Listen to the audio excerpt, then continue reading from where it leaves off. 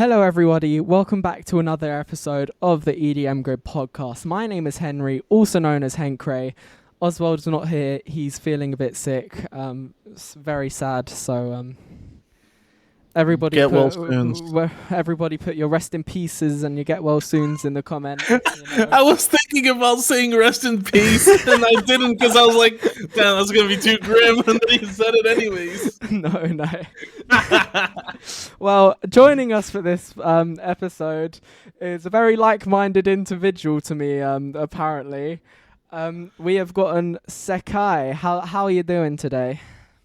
Thank you so much for having me, man. I'm doing good. I'm rested. I'm ready to go, you know. Thank you for the invite. It's really nice to, be here and have a nice chat, a conversation.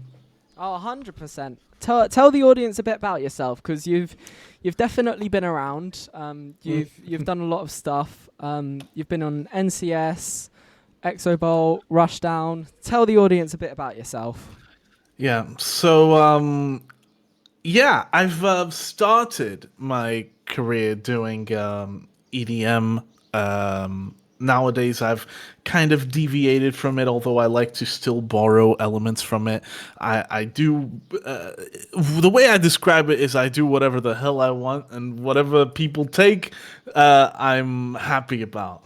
Because essentially that's my vision for my own music. I like to do things that really, that are truly and wholly me. And I've been lucky to work with labels such as as you mentioned, NCS, Exobolt. I've actually worked directly with them as A&R for about a year or two, and worked with Disciple. It's really been a wild ride, with a panoply of different people and different musical tastes and genres. It's been fun. It's been a lot of fun. I also do live content, like live streaming, mainly doing feedbacks to other people's tracks. Um, yeah, I could go on and on, but I guess we Yeah, can get into. we're gonna get into that Yeah, we got a later. lot of time. All the links will be in the description for the audience, by the way, in case you want to check anything out. There has been some absolutely incredible moments in the Twitch streams, which Sekai is very You're embarrassed really, about. you're really gonna bring that up. Bring that Hundred up in the percent, official recording of this 100%. podcast. Insane. So, how Yeah. did you start out doing EDM? Because I ask this a lot to people who come on the hmm podcast to see sort of who their initial inspirations were and who their favorite artists were at the start. So, Oh. who got you started with this sort of scene? So in the beginning, I was very, very into like when I started getting into music making. I at first was very into just like rock and metal in general. And eventually, my best friend to this day, and this was many years ago, like 14, 15 years ago, he was like, hey, check this guy out. And it was Skrillex. He showed me Bangarang for the first time ever, like 15 years ago. I was like, damn, this hits. This is pretty damn good, actually. And I started listening to a lot of Skrillex, and eventually from there, I started listening as well to a lot of Dead Mouse. Um, and those two are my biggest inspirations in the beginning years of my career, alongside pretty much everything Monster Cat. That's what really got me into music making, was Monster Cat. And also something that might be a little more niche, and perhaps not many people will know this, except for maybe the furries in the audience. Even though I had no concept or idea of what a furry was because I was very young and I am Portuguese, um, I found this furry artist that went by many aliases, but his main one was Renard Queenston, from Lap Fox Tracks, and the music that he made was actually goated, and he used this ancient software, and that's when I started looking into FL Studio as well, and like how to make music with software, because I didn't know that was even possible, and that's kind of how I got started. But this was even like before Sekai. It was an interesting journey coming from like these big titans of music to Monster Cat and to furry music into what I am today. But yeah, Shout out to the that's furries out there. hell yeah. So, did you have any musical knowledge before this? Because I know one of the things that we might get onto later is you do orchestral. I know you do rehearsals for that sort of stuff. I think Okay. is Yeah, um so I've done a couple of choir stuff nowadays, but I will say when I got started, I had no prior musical knowledge, and it might actually shock you to know that I have no formal musical knowledge to this day other than singing lessons. I've had piano and guitar lessons very briefly, but I was never one to be able to sight read very well. I don't know if it was due to my attention span or whatever the hell I have going on messed up here in the dome, but I was never compelled to learn, and melodies just came very easily to me. I always knew what was off tune and off key. I always knew how to distinguish, which people have called that to be some sort of perfect pitch. I'm not gonna Jacob Collier you and you like name me a note and I'm gonna say it right away. But I can technically do that with time.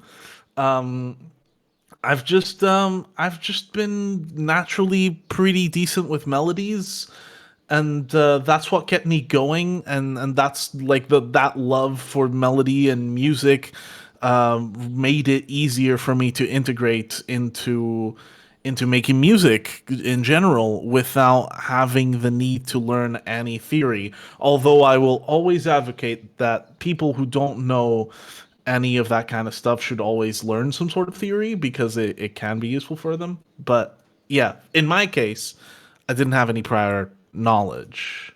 No. so then how did you get started with learning all of that stuff? Because obviously it might have been a very daunting task. So It how did you was. actually start?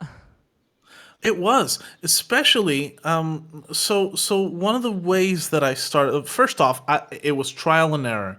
And even watching YouTube tutorials that were just ass. Like they were not good, but they were there and it was the resources that you could find. And I started trying to sound design in these like simple FM synthesizers, and then I tried Citrus, and which is an FM synthesizer, and then I tried Harmor, which was fun because you could put images on it and make things sound very weird. Essentially I was just fucking around and finding out, and a lot of it, Amen. a lot of my That's work so based. I was fucking around and finding out, and I think that's how a lot of people should learn, is especially sound design and synthesis. Is you kind of just gotta play with it because it's kind of hard to approach it on a technical level unless you know exactly what everything about that synth does. And if you want to be the most technically savvy person and study synth elements and whatever, you do you. I know a lot of people do that. I have a lot of friends that do that, but the best way to go about it is just trial and error, and also, I was a kid, and so I didn't have that kind of shame to just use whatever samples were lying around. And if you are a person who's being shamed for using samples, I will tell you right now, it is okay. Samples exist and are meant to be used, and that helps a lot as well with composing and stuff like that. In fact, a lot of my earlier compositions, if you want to call it that, because they were so early, they were pretty trash. It was all sample based because I didn't even know what synthesis was. Like the first 2 3 years of me making music was all sample based because I had no idea what a synth was. Funnily I'm enough. guessing your love of rock and metal music very much helped you to sort of start to think Mm. about what kind of styles you want, especially because nowadays you see a lot of a lot of fusion with EDM, like Sullivan Yeah. King, who does a lot of metal and dubstep sort Hmm. of stuff. So I'm guessing sort of starting out with having two genres that you love sort of helped you guide what sound you For wanted to sure. make. For sure. And it was weird because in retrospect, when I started out very basic. And so I didn't really go for metal and rock. I mean, I tried, but it was all just kind of sampler based, you know? And so sampler based rock at the time, nowadays you have better things like contact libraries, you got you Flex is know, really good, especially because it's yeah, free. exactly, but in the good old days, you didn't have any of that, or Fill the in the back bad old problems days, with I this suppose. one. Back in my day. Yeah, and God, those back problems persist. Oh no. I, back in those days, we didn't have any of that. Nothing was quality, and again, I was kind of a, I couldn't call myself a kid, but compared to now, I was like 15, 16, I want to say. I don't remember. And I didn't know what the hell I was doing. So, you want a bass guitar? Hey, here's boo bass. And it Oh sounded like no. ass, obviously. No.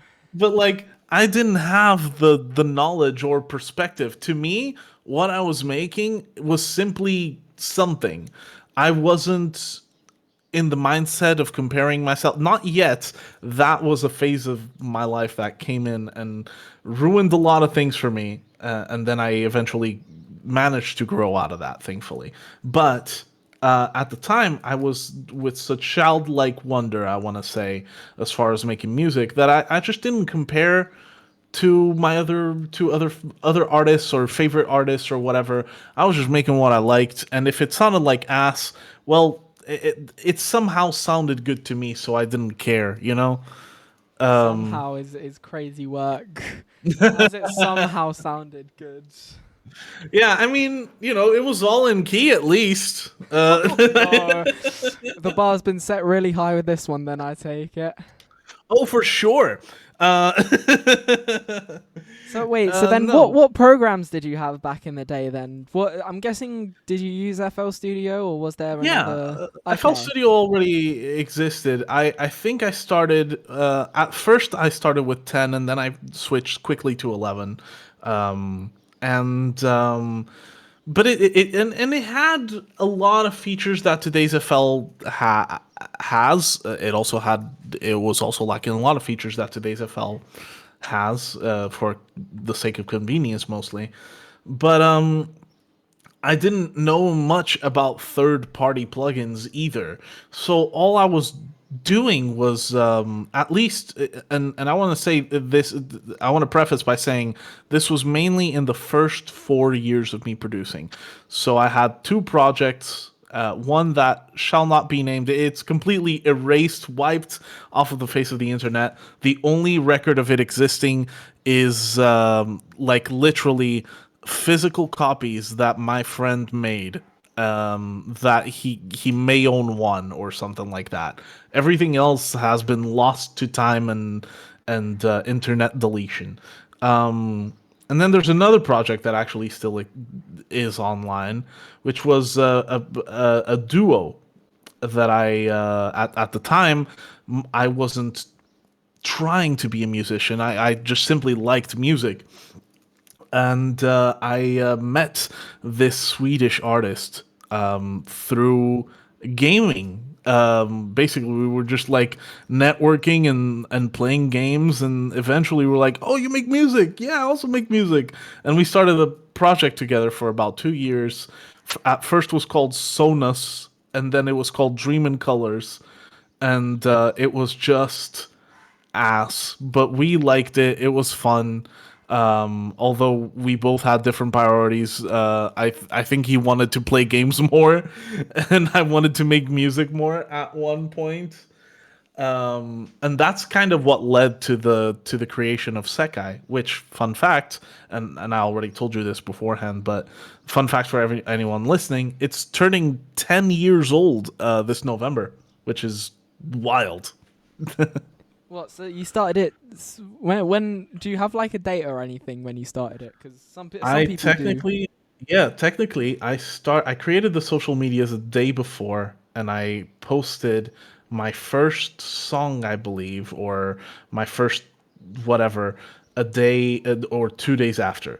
So I kind of go in the middle, and I want to say 21st of November, which is easier for me to remember since the 21st of February is my birthday. And so 21st is like a number that's very ingrained in my memory. So the 21st of November is technically the beginning, the conception of Sekai. 21st of November of 2015. Which, yeah, looking back, it was almost 10 years ago, and that's wild to me. Time time runs real fast. How long were you producing before you made that alias? Before I made Sekai, you mean? Yeah, like when? How long had you been producing up until that point? I think about 4 years. So I will be 14 years into music, which is crazy. So yeah, I spent 4 years just faffing about, absolutely having no idea of what to do, just making little melodies. And then when I created Sekai, that's when I started to learn things a bit more properly. So then, what kind of came with the creation of Sekai? What was the goal that you had for the alias? Did you wanna? Was it still a case of you just messing about and seeing what happens, or was it a case that you wanted to sort of have this as your alias in order to grow Yeah. and to get somewhere a bit more with it? So I think a little bit of both. So but more the latter than the former. So it all began in a way that was a bit weird. At first, it began because, well, my friend who I was in a duo with started not wanting to make music as much, and he was mainly the person that mixed and mastered the music. Granted, it wasn't very good mixing or mastering. Now that I think about it, but it was more than what I could do. And I still wanted to make music, so I decided, hey, I'll pick this name that I was already kind of calling myself, which was Sekai, because I was a massive weeaboo and I loved anime. Um, and I just kind of ran with it. I picked Sekai. Luckily, I looked at social medias and I didn't even bother looking at Spotify at the time because to me, SoundCloud was the place to be. Nothing else really. SoundCloud and YouTube, and no other active Sekais existed. And not to my knowledge, but eventually I found out that no other Sekais even existed on Spotify, which was ridiculous. It was a stroke of luck. And so I decided to run with that name. And my first release officially under that name was under a label that has long since been inactive, but at the time was still kind of new. It was called, I believe, it was something ridiculous like Future Goose. it was um, it was a hell of a name Whoever thought of for a that hell of a name label. needs a medal or something, because Yeah. that has got some creativity It behind it it. was wild. Fun fact: do you know Basic Bavizik? Yes. I met him through that label. He was also there back when he with his previous alias that was not Bavizik. And yeah, we were called in for a compilation, and that was going to be my official release. And I think the reason for the compilation was the guy who created the label claimed he was dying. I don't even know if that claim was true. It was crazy. It was crazy work. I have no idea if he was like faking his death or whatever, but we all believed him. We were like, bro, this guy's like dying, and we're gonna do something in honor of him. And you know, it wasn't like so in your face, like this is in honor of you, but it had, you know, that underlying tone, that underlying message. But you know, regardless, that was my first song as Sekai, and I was like, I'm going to keep going. And at the time, I was starting to make little connections on Facebook back when I used it. And turns out a lot of artists used Facebook back then to connect with other people. And people just started finding me when I started sharing my stuff. And that's kind of like how I made connections with people who even worked with Dubstep Gutter at the time, which was crazy that someone was like scouting on Facebook to have new artists for Dubstep Gutter. Which GSG was pretty big back in like the early it days. was. It was It really was big. already huge. It was already, even in those super earlier years, it was already super huge. It was insane to know that that was how I formed those connections now. But that's just kind of how it went. It was like it's kind of how some people say, and it's kind of sad that it all comes down to luck in a way. And you know, I don't want to fully attribute it to luck. I want to believe that some of it was my skill, but it was ultimately being in the right place at the right time, So then, for sure. when did Sekai start getting traction? Then when did you sort of start getting noticed by people and sort of, hey, this guy might know what he's doing? So that's kind of a funny story. That all ties back to that connection from this guy that made music. I don't even remember his name anymore. I think it was Skyloud or something like that. He made music for Dubstep Gutter a bunch, and he knew the owner personally. And so he tried to level up my game and tried to get me on Dubstep Gutter. Much to his chagrin, it wasn't quite working out. I wasn't making really any substantial like dubstep gutter type dubstep, you know? Like I was making melodic things that I thought were really pretty. And, you know, weirdly enough, even though dubstep gutter didn't take it, the guy that was trying to push me actually really liked those melodic things. It was through the process of just making a lot and trying to connect with the scene that eventually I started doing like I started doing some remixes here, trying to go for a competition where I think the main prize was going to be promotion on the YouTube channel Exodus. And remember Exodus because that first little part, Exo, it comes from the creator. That's how Exabolt eventually came to be as well. It was one of that was the first promoter I met off of those Exabolt people. So he noticed that my remix was really good, and it was so good that apparently didn't want me to be considered a winner. He actually wanted me to just take down my remix or something and use it as an official remix and promote it anyways. And I was like, hell yeah, cool, let's go. Let's do that. So And what was this?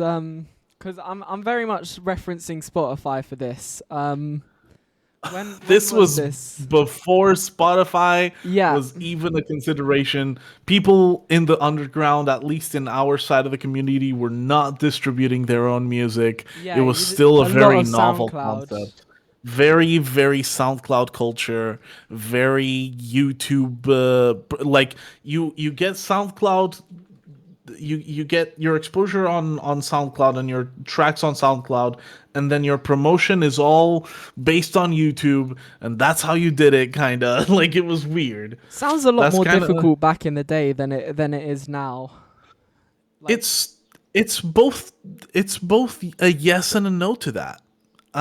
Because in a way, back in the day, SoundCloud was not as concentrated and diluted in the way that it is today. Today, it's washed by this, endless, list of repost channels that just crowd your feed, and everything's dependent on that, or maybe you just have like a big clout on SoundCloud for some reason. But back in the day, followers on SoundCloud really stuck around. Like they really vouched for you. There was a lot of community support. So I guess no, you didn't get paid very much or at all by SoundCloud or anything like that. But if you did manage to get your name heard, it was much easier for you to like connect with people and for people to find you because it wasn't as diluted as it is nowadays. And that's kind of like how I managed to get a lot of those connections. It's just by getting my name heard and out there as much as I could. I tried to be very consistent with releases, and even though that remix competition I was talking about kind of fell through, eventually Exodus did promote one of my songs, and from Exodus, Hyperbolt promoted that song, and those two are the ones that formed Exabolt, the label. And then this promoter, who I think is still active today, called Airwave, somehow picked the song from those two promoters as well, and it was like a chain reaction. And I think that was the first taste that I had of a song of mine blowing up. It was unreal to me. It just, and the song was fine. It was kind of nice, but like it was kind of insane seeing it pop off as much as it did. Even to today's standards, I wasn't distributing anything, but if I was, like that song would be doing well today, which is crazy, like how good it did back then. So I want to jump forward a bit again because you talk about a lot of people sort of seeing your stuff and then going, oh, that's sick. I'm guessing this is sort of how it came about because from your socials, I've just looked up on SoundCloud as well because I need to credit more sources. You Fair enough. started Yeah. out 2016 venting. Is that That's sort the of how one. you got on Exabolt and sort of Um, started to get it known? I would say so. So venting, that was the track that got me on the radar for these promoters. And this was before Exabolt was even a thing. Eventually, because of venting and because of the stuff I was putting out, and also because I was friends with the people, that was very important with forming connections. Is actually like establishing some sort of friendship with these promoters and these people. Like they are meant to be more your friends than people you work with, because I think that works best in the music industry, is having meaningful connections. And I guess that those meaningful connections led them to consider me for a shared compilation they were doing called Exavolt. At first, it was only meant to be a compilation between two promoters, and then they evolved the idea towards a collective. And I was on a call with them, and I just told them, "Hey, why just not make it a label? Like, if you're gonna have this many people, if you're gonna just bringing people in, you're gonna be taking demos, just make it a label." And that's what they did. And currently they're still doing great. Their art style is fantastic. They've got everything on lock. It's really cool to see how it evolved. But yeah, it was through that song and several other, reasons, mainly being their friends, that I've managed to get that kind of attention and work with them. And I'm very, very grateful to have been working with them. I'm guessing this sort of connection is how we're gonna drop the bombshell. How you first got on NCS and you started to work with the was it the biggest label at the time? It Or was it, it, it was it wasn't massive. still it was and still is the biggest label on YouTube, which is crazy. How did that So come about? NCS was crazy. I don't even exactly know how it came about, but all I know it wasn't necessarily through the Exabolt people that I've got my connections with NCS. That was through another connection of mine, a good friend called Gosh. He used to go by Cross Control, and nowadays he's mainly been producing stuff for other people. I think he's doing some of his own things, and he happened to be friends with whales at the time known as sex whales. I wonder why he changed his name. Yeah, yeah. I think it's a smart idea from a publicity Yeah, standpoint. exactly. Really big in the But community as well right now. Like he's huge, huge. huge. And at the time he was already big, all things considered. And through talking to Wales, really sweet guy, really young as well. He started making his career as a minor. He got huge numbers. He was playing shows. He was doing God knows what. It was crazy. That dude is insane.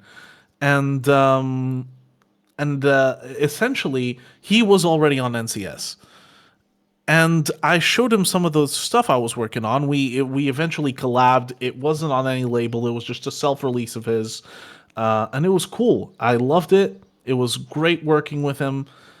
And eventually, while I was showing some stuff to friends. One of my friends told me, "Hey, this would fit super well on NCS." And so I was like, "Hey, I know someone who has been on NCS, so I'll show him." I showed it to Wales, and he was like, "You know what? I'm on a call with Billy, the owner and creator of NCS right now, and I can show this to him. Is that okay?" And I'm like, like I That started being like, moment of "Yes, just, oh my yeah, god. That yeah." moment of So just, again, right place, right time. It was insanely lucky that I even got that opportunity. But he showed it to Billy on a call, and instantly Billy wanted added me to the group chat and was like, "Hey man, I really love this. I would like to release this on NCS." And I was speechless. I that was a big moment for me. That was such a big what moment was for it me. like getting like, cuz it did really well. It's currently got 1.5 mil. Isn't Hmm. even the biggest of your songs, which is crazy to think about. Or is it like Yeah. so early on, all of a sudden having such big success from kind of, I wouldn't say nowhere, but sort of going 200 miles an hour now and Oh yeah. really picking It up steam. yeah, I mean it felt like nowhere because my previous success, I mean I had like and let's circle back. Like I've been on Dubstep Gutter's label, but I've never been on the channel Dubstep Gutter, and that was in the beginning at least a big goal of mine. And without even trying, not only do I get my first release on NCS, I also get my first upload with the same track on Dubstep Gutter. That that to me, like you say, that might not have come out of nowhere, but to Lil Guy in living in an island at the time, literally, um, just making music and trying to make a career, but still not making any money, not the songs that I was distributing weren't really 5 star. They weren't doing super well, as they started doing eventually. But from that to being on NCS, the biggest label on YouTube, it was it was insane. It was like a dream come true. Like finally I was like actually following my dreams, and I had something to point to, like to prove it, to remind myself that hey, this is actually working out, which is crazy. So then the next label that you got on was Rushdown, and you made a collaboration with Chime. Yeah. which we're gonna talk about another collaboration with Chimes later on Hmm. because it is an insane song. But what was it like working with him? Sort of, well, not him, them. Yeah. Working with them back in the day because Chime has done a lot for Um, the community, and I sort of want to know kind of. Chime, I feel like he doesn't age. He is the same person that he was back then, I feel like. In love with music, always eager to help, just the sweetest person I've ever met. And at the time, I sent him a demo to release on Rushdown, and I sent him through a connection of mine. Just told me, hey, you should send this to Harvey. They actually, they are very active, and they will check your stuff out no matter what. Like just and you can even mention my name. I think they said at the time. So I was like, hey, they told me to message you. Here's a demo I actually wanted to send to be on Rushdown, and they were like, this is really sick. It could use a couple of tweaks. Let's collab on it. Let's make it a collab. And he filled out the gaps and told me, hey, I heard you sing. Please put your vocals on this. And that's kind of how it came to be. I made pretty much the skeleton of the track, and then he told me, put some vocals on this. I'm going to fill it up and make it like really, big. And, he added his own sound design, which was really fucking sick, obviously. And from then on, we just became good friends. He was always they were always sweet and helpful, and just I can't say, I would glaze them for hours if I could. Legitimately, they are one of the sweetest people in the industry, and they keep, if you go and check their content, they keep, lifting up smaller artists and people who might be a bit more unknown. Like it's really sick.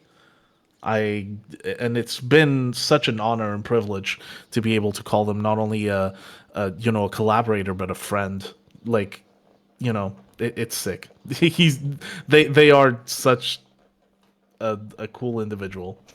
So then, what was it like, sort of keeping that going? Because scrolling up now, you've had a release on Rushdown, a remix compilation. Hmm. You've had a collab with Sonar on. Yeah, Um, I don't remember if it was through Chime or through another friend, but I met Sonar and they were interested in my work and we just collaborated. I mean, it was just making a lot of music. I was just making music left and right and, sending it to people. The right people happened to listen to it. It was crazy. was it sort of easier or harder to keep motivated? Because I expect that with this success, sort of might have came a little bit of pressure of, oh, okay, now I'm getting somewhere. I need to keep it going and There try was and keep some some of pressure. this. Yes. There was definitely some pressure because at that point I was starting to need to, get a job, and I needed to, I was having this reality check and I was in need of something to somehow sustain myself. And I needed it to be music. I was so in love with music, and to this day, like I am. So there was definitely a lot of pressure. And I will, I'm not ashamed to admit it. And I think a lot of people go through this. Years later, actually a few years back from today, I actually let that pressure cave in really hard. And that cost me a lot of presence and a lot of activity in my career.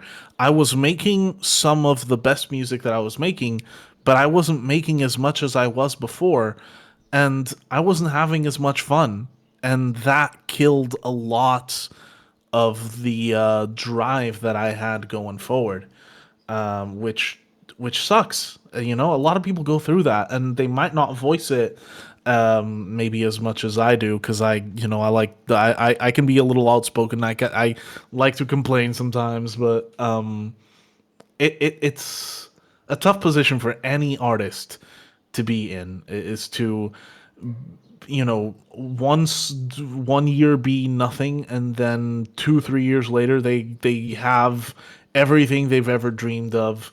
They got that taste, and that taste is going to be fleeting if you don't keep fighting for it.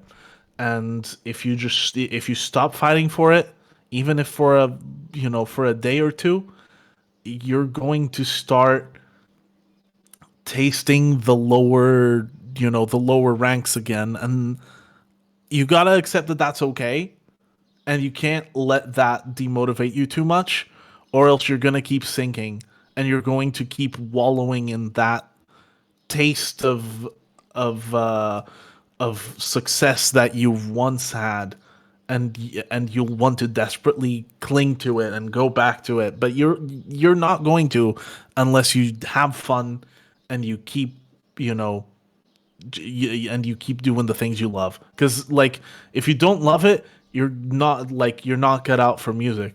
It's That's just kind of like the sad reality.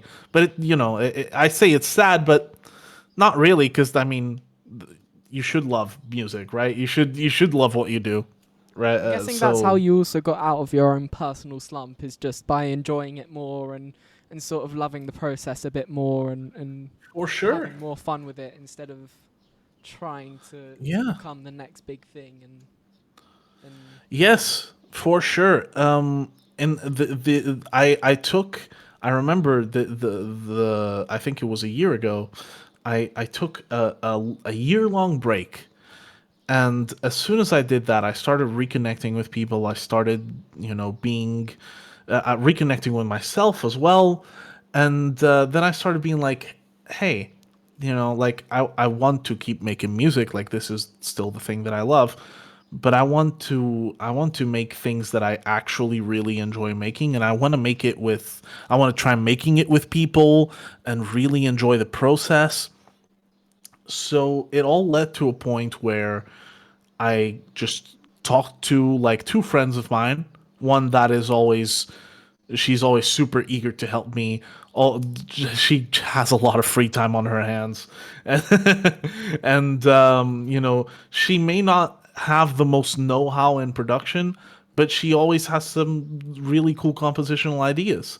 And then this other friend of mine, who is just an incredible producer, and also plays guitar, plays drums, plays the bass, and really just being on calls with these friends, and making music together just kind of started igniting that spark again.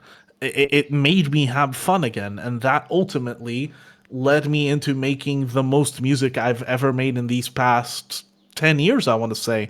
I'm sitting on so much music right now, and some of it is finished, some of it is unfinished, and it's and I'm creating all these really cool big projects that I'm hoping will go well. Who knows? But I've made a lot of music, and it's been so much fun, and it's because of the this connection with people, and it's because of this love for music that I've been able to do so much and remain so active nowadays. For sure.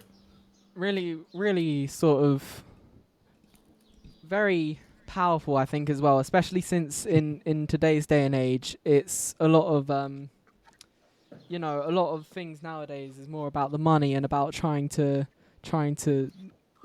reap the benefits instead of just having Hmm. fun with it and seeing where that will take you. Yeah, I want to for move away sure. from this because I've got Totally a fair. couple more things that I want to talk about. Yeah. You have got two songs with over 2 million plays on Spotify, which is absolutely insane. And I want Still to me, insane. I wanna hear from the person that has had that success. What was it like, and what was the process of getting there? I like again, I feel like I have been very fortunate and blessed with not only the means, and even though nowadays I'm felt like very, like, independent, I don't like working with labels and stuff. back in the day, they really helped me shape my career. Credit where credit is due, and not only those opportunities, but also being able to work with incredible collaborators. I know one of the songs, I know both the songs that you're pointing out might be the ones on NCS, but I know one of my songs that I currently have on my Spotify that is almost reaching. Actually, it's in at 1.2 million, I believe. Vengeance. Yes, that was completely independent. It was me, a singer, and my ex who did the designs and everything. We made that happen. And it's so cool to see the activity and the things that will lead to it, and it always takes more people, and it always takes a good amount of help and promo, like for example running, and I'm sure I think you were spotting Dead to Me as well. Yes, These the remix. Yeah. the remix.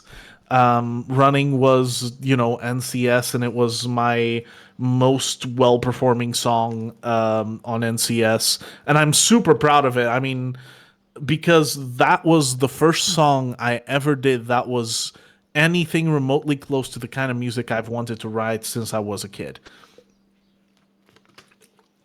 Sorry, sip break. And and Dead to Me was again another opportunity to work with my friend Wales, a person who always had, such a pull and such an influence. And I don't know exactly how. I think it was the same promoter who picked up Vengeance that picked up the my remix, and out of that whole compilation, my remix just exploded out of nowhere. Again, it's hard to describe exactly if there was a process, and I contacted this publication and we made this happen. No, like a lot of times it's just like we were working towards this project, and then it happened, and then people liked it and promoted it. Most of the things that actually went really well somehow, for me, were it was like songs I wasn't even like either expecting to do that well, or it was where I didn't even have to reach out to promoters. Promoters reached out to me because they liked it. They saw it on a label, or they saw it on my profile, and they wanted to promote it. And it's kind of unreal. I still don't know what those people were thinking doing that. I don't know what the thought process in their heads were. I never asked them. I'm close with some promoters, but not with all of them. And it's kind of surreal to me to know that there were people actively listening to my music with the power to make it go to millions in numbers, and they just said, "Yep, I'll do it." And like that to me is such a mind blowing prospect. I don't know. Sounds very sort of like a collection of all the things that you've done and all the work that you put in to then be able to get recognized by these promoters and to have all of I, these achievements happen. It must be very special. It is special, and I want to like I would love to credit it all to the work that I put in, but a lot of it was also luck. Like, there's no denying it. I gotta be honest. Like, I have been fortunate, so fortunate to meet the people that I've met and to meet the promoters that I've worked with. I was simply not exclusively, but simply like a very very fortunate person. So then I want to talk about one last song before we talk about some of the other stuff that you do.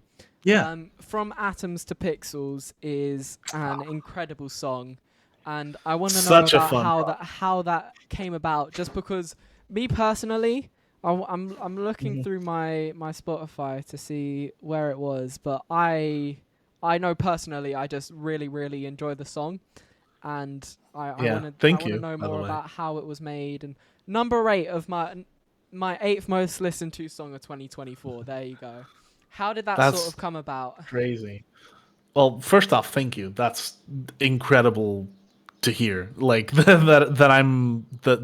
one of my songs was in your top 8. But this might just be like this is a simple and might be a little bit of a boring story, but the way it happened was Chime just hit me up. Hey, I'm doing an album. This is the headlining track. It's very special. Would you like to sing on it? And I was like, oh my god, what? Yes, send it to me. And he already had vocals for it. He already had it written. It was all him singing, and his vision was I want it to be like a glitching out between me and you, and it kind of glitches out in between as if to symbolize this transition from the real world into the world, like this video game world, this virtual world,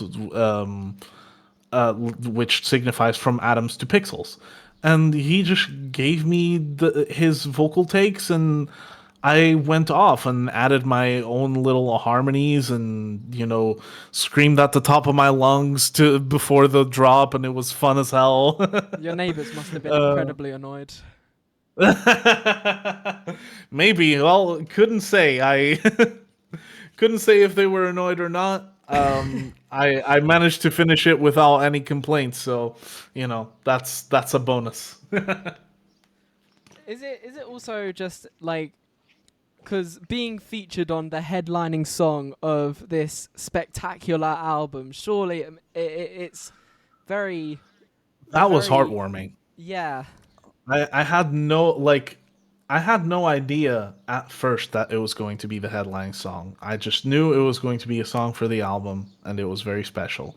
And it took like a year from me singing it and getting the takes to Harvey, for them to hit me up and being like, "Hey, album's coming out. Here's the song. It's going to be headlining." It was insane. And at first, like, we were thinking about like the possibilities for it. It was really cool. It was cool to see and be a part of the whole process. I was so proud, and I think I had my own releases also kind of like intertwined with it, but I was just so ecstatic to be a part of that. It was cool. It was cool as hell. Definitely. So then, what's to look forward to then for your musicianship, um, and sort of your own personal Yeah. artistry? What do you have in the project folders that is gonna come out?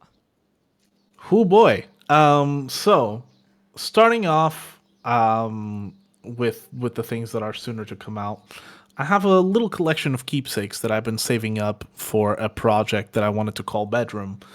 I don't think I'm going. I don't know if I'm going to call it that in the end, or maybe I'll just call it keepsakes. But I decided, hey, I've been sitting on these long enough. These are all made, and they all sound beautiful. They're very chill, very, in a way, kind of like inspiring, but also like a little mellow and brooding. And my the first single of that mini project, called Floor, featuring the wonderfully talented vocalist Vila, is coming out a week from now, the 20th of June, which you can look out for that. I don't know when this is gonna come out at time of recording, but yeah, it's coming out very soon, or maybe for you it's already out. I think this episode is coming out Friday, so All right, if it's coming out Friday, if it's coming out the next Friday, it's coming out the day that I release the song. So enjoy. go check it out. A bit of self promo. We love to see it. Bless. And other than that, I'm working on something very special. As I mentioned, I've been working with a team, with a couple of friends, and that team's been slowly and wonderfully expanding. And we've been working on a project, may or may not be an album. I want to say kind of shoegazy, kind of inspired by my earlier influences in music, very rock and metal and floaty inspired, still with some electronic elements, but very live performance influenced because I would love to just have a band and go and sing on stage, scream my lungs out and feel like I'm flying because I love doing that. And all I'm saying is maybe look out for 2026. That's gonna be a fun year, I think. You heard it here first, folks. Exclusive on the EDM grid. Um, One last thing I want to touch upon is also to look forward to is your Twitch streams as well, which I know has helped you Yeah. personally grow your community quite a lot. I checked it out. Really, really high quality, very funny moments. Stuff Bless. to stuff to Yeah. If you to want to see gag me at. make a fool of myself, besides, I don't know how much of a fool I made myself here. I tend to stutter a lot, but I do that a lot more on streams. So that's definitely something you can look forward to. Um, yeah, How it's did quite you fun. How did you integrate your Twitch to sort of your musicianship as well? Like, how did you come up with the idea to start it and to go, hey, That's a fun I want to story, do actually. this? Yeah, that's a fun story. So I don't know if you ever heard of this YouTuber called Dylan Tallchief. I have He's not. he has been a little inactive nowadays, I believe, but at the time he was making these music streams, basically breaking down other people's projects, and they would send them the projects, which is more than what I do. I get sent music and feedback it, which is still nice. I tend to be very picky. Yeah, I would know. um, I do I'd know. apologize. But I try to motivate as well. I'm not No, just no, like, no. hey, I this d- it is was it bad, was fuck it was you. very insightful actually. It was And like the last thing I want is for people to be demotivated by my words, even if they're harsh. I always try to lift people up because that's important. We need more art and we need more beauty in the world rather than just like being a mean guy who just shouts at you obscenities and then calls it a day. But yeah, I at first it started by me watching this guy Dylan Tallchief breaking down people's projects, and I sent one of mine, and he was apparently mesmerized, I guess, because he started wanting to do content with me. He did a stream with me, and we almost did a collaboration, which I guess never happened. But his stream and the way he formatted it kind of gave me an idea. Like, hey, I think I would rather enjoy doing this kind of content. And turns out I really do. Turns out I absolutely love it. It's such a joy to connect with people. I met many of my best friends through streaming. They started out simply as either fans or chatters, and they came in and they started watching the stream, and all of a sudden they just became like real connections that you make and talk to on the daily almost, which is it's so cool. It's so fun, really. So then, how is that process of building up your Twitch? Sort of starting out, learning all the stuff about how to make a good Twitch stream to what it is now. Very Oh, high for quality sure. stuff. Like what? How was that process of learning I remember and my getting first there? layouts. I remember my first layouts were garbage. And I think everyone starts out that way. My first streams, I had a bit of planning because I've seen content before, and so I had a bit of planning, but it was still kind of laid out like trash. It wasn't exactly the most professional content. So as you go on and you see more examples of people streaming, you start finding a bit more of a vision towards much like we were talking about thumbnails and just how to brand your own accounts. That's kind of how it goes with Twitch as well. With time, you just and with talking to people, you learn how to do that, just intuitively or through watching examples or getting advice everything has helped a lot to the point where now my stream, while I still have ideas on how to evolve it and make it better, it has reached a point where I'm really happy with the way I interact with people. I have a bot custom made by a friend that does all the raffling process and picks viewers at random for me and gives me notifications whenever I need it. And it's really really freaking cool to see myself going from just the 5 to 10 people who like my music and decided to show up to then having like 20, 30 regulars, maybe sometimes more, sometimes less.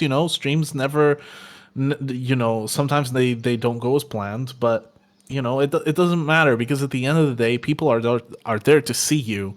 And as long as you have fun, and I treat it as my job, but I also treat it as a time to have fun and talk to people. And I talk to people about whatever. Like, really, it may be a music centric stream, but I talk about way too much sometimes, like, no matter the context.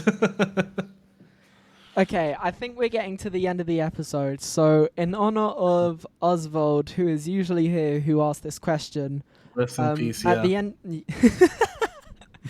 I gotta ask this question Yeah. at the end of every episode that he isn't here. What are currently some of the songs, some of the artists that you are in love with? What stuff are you really digging right now? Okay. We were talking about Okay. Fox Stevenson earlier on and how he's the Well, favorite EDM artist. he's And coming out with an album, and yeah, I am excited, excited. Big inspiration has been Quadeca. He is also coming out with an album called Vanisher, Horizon Scraper. Very beautifully intricate pieces, very melodic, very touching, and in the I guess I've also been very into lately I've been listening to a lot of this girl who does a lot of like cool housey and breakbeaty music called Kenya Grace. She's been super duper fantastic. And I always got to shout out homies who are doing the most with their music. For example, Modus has been working on incredible stuff as always. Zeph Parasoto is the future of the music industry, and I will always tell you to check him out no matter what. And yeah, that's, I think, off the top of my head, that's mainly what I've been listening to. Oh, and I can't forget something I've just been listening to a lot, even though it's old as hell, is MF Doom, rest in peace. not bad, not bad. Couple bangers in there. I've heard of Quadeca. I need to check them out a bit more though. Oh, Definitely Quadeca's big magic. vouch on Modus and Zeph Parazotto, who I have done an episode with on the EDM Grid Go podcast. check him out as well if you Go haven't. check him out. Speaking of self promotion, Sekai, now is the time that you get to shout out anything that you want to shout out. If you want to, now's your time to say anything you want. If you want to shout out anything, shout it out. If you want to go do a silly dance in the corner of the room, you can do a silly dance in the corner of the room. But now is your time to do whatever you want. All right, so shouting out again. I will once again shout out. I got a single coming out on the 20th. This is probably when the episode is coming out, so check it out right now. The link's probably somewhere around down there or something. And yeah, also just have fun.